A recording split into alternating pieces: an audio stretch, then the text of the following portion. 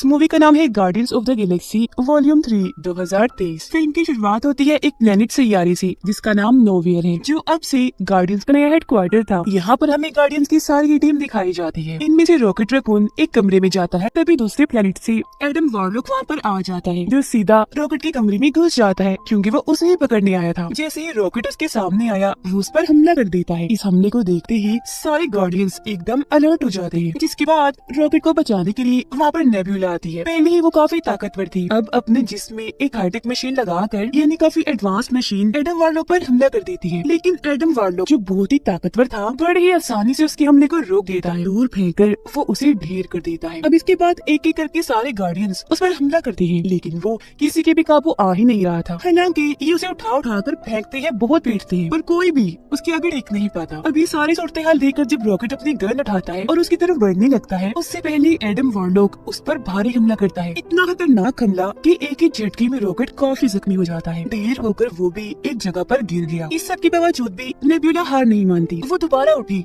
अपने हाथ को तलवार बना लेती है, जिसे जाकर वो एडम वार्लॉक के पेट में घुसा देती है, जिसे अब वो इतना जख्मी हो गया कि वहीं पर ही बेहोश हो जाता है। अब इससे पहले कि सारे गार्डियंस दोबारा से उस पर हमला करते, उससे पहले ही एडम वार्लॉक उठता है और झट से नोवियर से भाग जाता है। अब पीटर और उसका साथी रॉकेट के पास आते हैं, जो जख्मी हालत में वहाँ गिरा पड़ा था। उसका इलाज करने के लिए जख्मों को ठीक करने वाली एक डिवाइस वो उसके जिस्म से लगा देते हैं। लेकिन जैसे मशीन एक्टिवेट हुई, ऑन हुई, रॉकेट तड़पने लगता है। देखने से लग रहा था जैसे वो मशीन रॉकेट की जान ले रही है। ये देखकर फौरन नेबुला वहाँ पर भाग कर आई। पीटर से कहकर जल्दी से इस मशीन को बंद करवाती है। फिर वो रॉकेट के पूरे जिस्म को अच्छे से स्कैन करके चेक करके सबको बताती है कि असल में इसके जिस्म के अंदर बहुत सारी मशीन फिट की गई है। उन सारी मशीन के अंदर एक मशीन ऐसी भी है जिसे रॉकेट के दिल के पास लगाया गया है, और अगर किसी ने भी उस मशीन को निकाले बगैर रॉकेट का इलाज करने की कोशिश की, तो वही मशीन रॉकेट की जान ले लेगी। और ये सब कुछ रॉकेट के साथ उस मशीन की वजह से ही हो रहा था, जो वो तड़प रहा था। सारे ही गार्डियंस रॉकेट को ठीक करने में लग जाते हैं, जबकि रॉकेट जो जख्मी पड़ा था, बेहोश था, उसे अपनी पुरानी यादें याद आने लगती है, यानी कि उसका माजी, गुजरा हुआ वक्त। उसकी यादों में दिखाया जाता है कि बहुत साल पहले रॉकेट एक छोटा सा रैकून था, जो एक जानवर ही होता है, जो अपने जैसे बाकी रैकून्स के साथ एक पिंजरे में कैद था। लेकिन एक दिन हाई एवोल्यूशनरी वहाँ पर आया, उसने रॉकेट को चुरा लिया, जिसके बाद उस पर एक्सपेरिमेंट किया, जिसके बाद रॉकेट का दिमाग बहुत तेज हो जाता है। उसकी जहानत, उसकी ताकत हाई एवोल्यूशनरी से भी काफी ऊपर चली जाती है। लेकिन जैसे एक्सपेरिमेंट पूरा होता है, बेचारी रॉकेट को दूसरी जेल में डाल दिया जाता है, जहाँ उसके जैसे और भी कई सारे जानवर थे, उन्हें भी यहाँ पर कैद करके लाया गया था एक्सपेरिमेंट करने के लिए। वो 3 जानवर थे जिनकी रॉकेट से दोस्ती हो जाती है। उधर नेब्यूला रॉकेट की पूरे जिस्म को चेक करके ये पता लगवा लेती है कि उसके अंदर जो मशीन फिट की गई है, उन्हें कहाँ बनाया गया था। तो वो सभी सोचने लगे कि अगर हम उस जगह पर चले जाएं जहाँ पर इन मशीन्स को बनाया गया था, तो हो सकता है हम रॉकेट को ठीक कर दें। और फिर अगले ही पल वो वहाँ पर जाने का फैसला करते हैं, जो एक दूसरा प्लेनेट था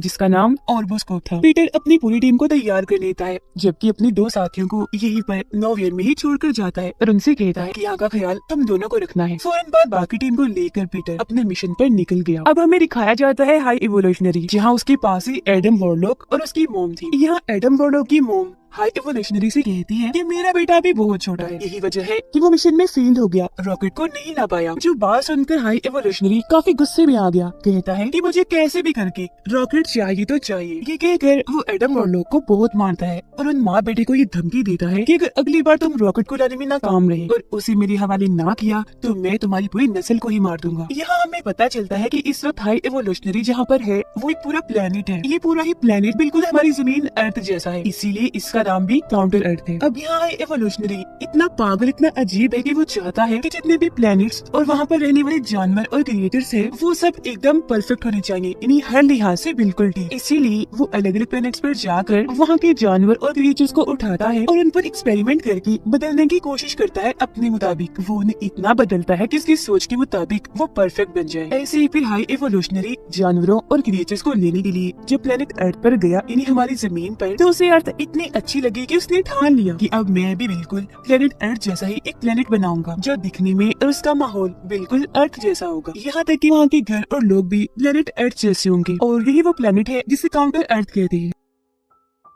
गार्डियंस की टीम अपने शिप में बैठकर ऑर्बोस्कोप के पास पहुंच गई, लेकिन इससे पहले कि वो ऑर्बोस्कोप के अंदर जाते उनके शिप में कुछ लोग आ जाते हैं, जिनमें से एक होती है गमोरा। यहाँ ये सारे लोग पीटर क्विल और बाकियों को बताते हैं कि हमें यहाँ पर असल में नेबुला ने बुलाया है, क्योंकि उसने हमसे वादा किया है कि वो हमें 1 लाख का इनाम देगी अगर हम उनके साथ चलकर उनकी मदद करेंगे। इसीलिए अब हम भी तुम्हारे मिशन में तुम्हारा साथ देने आए हैं। अब जैसा कि मैंने आपको बताया, रॉकेट बेहोश है। उसकी यादों में माजी में दोबारा से हम देखते हैं कि हाई एवोल्यूशनरी ने अब तक जितनों पर भी एक्सपेरिमेंट किए थे उनमें से सबसे बेस्ट और परफेक्ट रॉकेट ही था, क्योंकि सबकी निस्बत रॉकेट का दिमाग बहुत तेज है। सबसे पहले हाई एवोल्यूशनरी रॉकेट को पकड़कर उसके दिमाग का टेस्ट लेता है, और जब रॉकेट उस टेस्ट को पास कर लेता है तो हाई एवोल्यूशनरी ये समझ गया कि रॉकेट सच में बहुत होशियार स्मार्ट है। जिसके बाद उसने रॉकेट को काउंटर अर्थ दिखाया, जहाँ पर रॉकेट उड़ते हुए रॉकेट को देखकर पूछता है कि ये क्या है, जिस पर हाई एवोल्यूशनरी कहता है कि ये रॉकेट है जो हमेशा हवा में उड़ता है। जिसके बाद वो रॉकेट के दिमाग को और टेस्ट करने के लिए एक लैब में लेकर आया। वो रॉकेट को वहाँ एक चेम्बर दिखाता है और उसकी आंखों के सामने ही चेम्बर के अंदर एक टर्टल कछुए को डालता है, और अब वो उस कछुए को बदलने की कोशिश करता है। अब वो कछुआ बदल तो जाता है, लेकिन साथ ही वो बहुत ज्यादा अग्रेसिव गुस्से वाला बन जाता है। ये दिखाते हुए हाई एवोल्यूशनरी रॉकेट को कहता है कि मैं इनको बदल तो पा रहा हूँ, वो भी बिल्कुल परफेक्ट, लेकिन मुझे एक बात की समझ नहीं आ रही कि बदलने के बाद ये इतने गुस्से वाले अग्रेसिव क्यों हो जाते हैं, जबकि मैं तो इनको बिल्कुल शांत बनाना चाहता हूँ। ये सुनकर रॉकेट उस चेम्बर मशीन को देखते हुए हाई एवोल्यूशनरी को बताता है कि इस मशीन में एक गड़बड़ है, एक खराबी है। जब चेम्बर मशीन में डालकर उन सबको बदला जाता है तो उनके बदलने के साथ साथ उनके दिमाग का एक केमिकल भी बदल जाता है, और वही वजह है इन सबके अग्रेसिव गुस्सैल होने का। तो अगर आप उस केमिकल को ही बदलने से रोक लेंगे तो ये सब बिल्कुल शांत हो जाएंगे जैसे आप चाहते हैं। रॉकेट की बात सुनकर हाई एवोल्यूशनरी बिल्कुल ऐसा ही करता है, और हैरत ऐसा करने पर उसको पॉजिटिव रिजल्ट ही मिलता है। मतलब जैसा उन्होंने सोचा था वैसा ही होता है। हाई एवोल्यूशनरी ये देखकर काफी चौंक भी गया और खुश भी हो गया कि अब मैं अपने एक्सपेरिमेंट में कामयाब हो गया हूँ। हाई एवोल्यूशनरी इतना खुश था कि वो अपने साथियों को कहता है कि मुझे अपने इस प्रोजेक्ट रॉकेट का दिमाग चाहिए, ये बहुत ही स्मार्ट है, बहुत ही ज़हीन है। सच में उसके पास ऐसा दिमाग है जो मेरे पास भी नहीं। साथ ही हाई एवोल्यूशनरी को इस बात से भी गुस्सा था कि ये रॉकेट रकून मेरा ही सब्जेक्ट है, अपने एक्सपेरिमेंट के जरिए इसको मैंने ही ऐसा बनाया है, तो फिर ये मुझसे ज़हीन मुझसे आगे कैसे हो सकता है। हालांकि ये तो छोटा सा क्रिएचर है, लेकिन फिर भी वो अपने साथियों को कहता है कि कल सुबह होते ही तुम इसको मार देना, इसका दिमाग निकाल कर मुझे दे देना, मैं इसके दिमाग पर एक्सपेरिमेंट करूंगा और ये पता लगवाऊंगा कि आखिर वो इतना क्रिएटिव कैसे सोच सकता है, और फिर उसकी मदद से मैं एक नई दुनिया बनाऊंगा जहाँ सिर्फ मैं उन्हीं क्रिएचर्स को रखूंगा जो हर लिहाज से पूरी तरह परफेक्ट होंगे, बिल्कुल मेरे मुताबिक। और हाँ, इसका दिमाग निकालने के बाद जो इसके साथी है ना उनको भी मार देना, क्योंकि वो हमारे अब किसी काम के नहीं। इतना कहती रॉकेट को दोबारा उसकी जेल में बंद कर दिया जाता है। जेल में आते ही रॉकेट अपने साथियों को बताता है कि कल सुबह होते ही हम सबको मार दिया जाएगा, इसीलिए अब हमें कुछ भी करके यहाँ से निकलना होगा। जिसके बाद बाहर जो स्पेसशिप है उनमें बैठकर हम यहाँ से निकल जाएंगे। ये कहते ही रॉकेट वहाँ पर रखी हुई सारी चीजों को इकट्ठा करता है और एक चाबी बना लेता है। उस चाबी से अपने जेल का ताला खोलता है और वहाँ से बाहर आ जाता है, और अपनी एक दोस्त जो उसे सबसे प्यारी थी उसको भी बाहर निकाल लेता है। लेकिन तभी वहाँ पर हाई एवोल्यूशनरी आ जाता है जो उसकी दोस्त को गोली मार देता है, जिससे रॉकेट की दोस्त की वही परी मौत हो जाती है। फिर हाई एवोल्यूशनरी उसे कहता है, मैं जानता था रॉकेट तुम यहाँ से भागने की कोशिश जरूर करोगी, तो इसीलिए मुझे यहाँ पर आना पड़ा, और अब मैं तुम्हारी बाकी साथियों को भी मार दूंगा और अभी के अभी तुम्हारा दिमाग निकालूंगा। सुबह तक का इंतजार मैं नहीं करने वाला। अपनी आंखों के सामने ही रॉकेट अपनी दोस्त को मरा हुआ देखकर बहुत दुखी हो जाता है, और अब उसे काफी गुस्सा भी आ गया था। वो हाई एवोल्यूशनरी पर हमला कर देता है, उसका मुंह नोचकर वहाँ से भाग जाता है।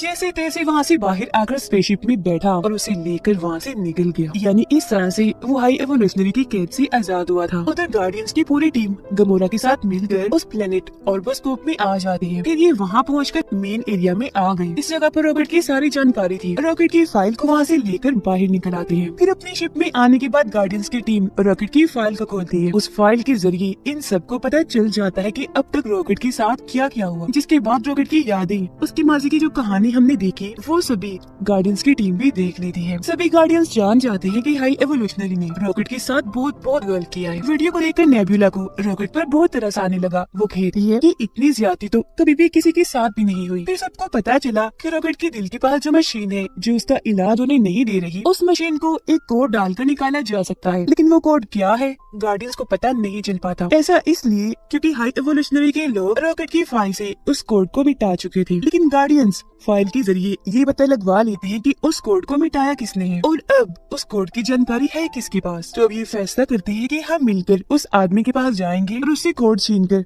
रॉकेट की जान बचाएंगे। लेकिन गमोरा ऐसा करने से मना कर देती है और उनसे कहने लगी कि वो आदमी इस वक्त हाई एवोल्यूशनरी के पास है, तो अगर हम वहाँ गए तो सारे मारे जाएंगे, इसीलिए अब मैं तुम्हारा साथ नहीं दे सकती। वो फिर अपने एक साथी को अपनी लोकेशन भेज देती है कि इस वक्त मैं कहाँ हूँ और मुझे जल्दी से लेने आ जाओ। लेकिन हम देखते हैं कि उसके साथी को ऑर्गोस्कोप में एडम वॉरलॉक और उसकी मॉम ने पकड़ लिया है। तो जैसे गमोरा अपनी लोकेशन भेजती है उसके बारे में एडम वॉरलॉक और उसकी मॉम को भी पता चल गया था, तो इसीलिए वो गार्डियंस को पकड़ने के लिए जाने लगती है। उधर गार्डियंस जैसे ही हाई एवोल्यूशनरी के पास पहुँचते हैं तो वो इन्हें बताता है कि जानते हो मेरा प्लान क्या है, अब मैं तुम सबको मार दूंगा और तुमसे रॉकेट को हासिल कर लूंगा जो मेरा सब्जेक्ट है। ये सब कुछ मैंने ही किया है, तुम्हें यहाँ पर अपने प्लान के जरिए मैंने ही बुलाया है। जिसके बाद अपने लोगों को वे हुक्म देता है कि बाहर गार्डियंस की शिप में रॉकेट है, जल्दी से जाकर उसे ले आओ। फिर हाई एवोल्यूशनरी जाकर अपनी शिप में बैठ जाता है और अपने लोगों को हुक्म देता है कि अब मेरे जाने के बाद इस पूरे प्लेनेट को तबाह कर दो। उसके लोग ऐसे ही करने लगते हैं, शिप को उड़ाकर धीरे धीरे प्लेनेट को तबाह करने लगते हैं। जिससे होता ये है कि वहाँ पर जगह जगह धमाके होने लगती है। ये सब होता हुआ देखकर गार्डियंस टीम के दो लोग पीटर और ग्रूट जो वहीं पर थे हाई एवोल्यूशनरी के लोगों से लड़ने लगते हैं। अपने पावरफुल गन से